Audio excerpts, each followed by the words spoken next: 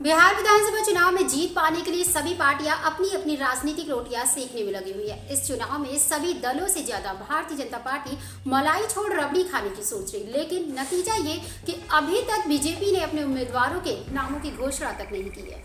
ये तो कुछ भी नहीं, इससे बड़ी बात तो यह है कि जो पार्टी रबड़ी खाने का सपना देख रहे, उसी के बीजेपी विधायक अरुण कुमार सिन्हा ने बिहार चुनाव नहीं लड़ने का ऐलान कर बैठे हैं। उनके इस ऐलान ने पार्टी में हलचल मचा रखी है। पार्टी की पहली लिस्ट आने से पहले ही सिन्हा के इस कदम ने टिकट वितरण की अटकलों को और भी हवा दे दिया है। हालांकि पहले से ही उनका चुनाव से पत्ता कटने की उम्मीदें जताई जा रही थी। पार्टी के भीतर यह चर्चा थी कि इस बार अधिक आयु सीमा और नई पीढ़ी को मौका देने की रणनीति के तहत कुछ वरिष्ठ नेताओं के टिकट काटे जा सकते हैं। शायद यही कारण है कि टिकट कटने से पहले ही अरुण सिन्हा ने पीछे हटना अपनी समझदारी समझा है। उन्होंने खुद सोशल मीडिया पर पोस्ट कर चुनाव न लड़ने की जानकारी दी है। अपने पोस्ट में भाजपा के विधायक अरुण सिन्हा ने ये भी लिखा कि आगामी विधानसभा चुनाव में मैं प्रत्याशी के रूप में चुनाव नहीं लड़ूंगा, लेकिन संगठन के लिए कार्य करता रहूंगा।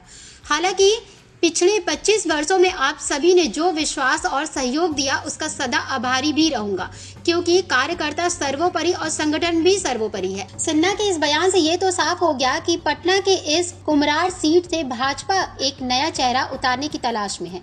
ऐसे में अब हर किसी की निगाह इस बात पर टिकी है कि अरुण सिन्हा आगामी चुनाव प्रचार में सक्रिय रूप से पार्टी के साथ बने रहेंगे या फिर नहीं। दरअसल बिहार चुनाव के लिए सीट बंटवारे को लेकर कुछ दिनों से हो रही माथापच्ची अब खत्म हो चुकी है, जहां एनडीए ने बीते रविवार को सीट बंटवारे का फॉर्मूला तय कर दिया है।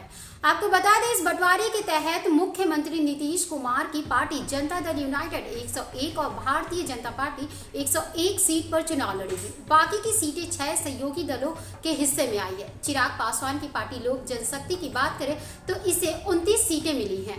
पूर्व मुख्यमंत्री जीतन राम मांझी की पार्टी हिंदुस्तान आवाम मोर्चा यानी हम ने कम से कम 15 सीटों की मांग कर रखी थी, लेकिन उसे 6 सीटों पर ही संतुष्टि प्राप्त करनी पड़ी। राज्यसभा सदस्य उपेंद्र कुशवाहा की राष्ट्रीय लोक मोर्चा के पाले में भी 6 सीटें आई हैं।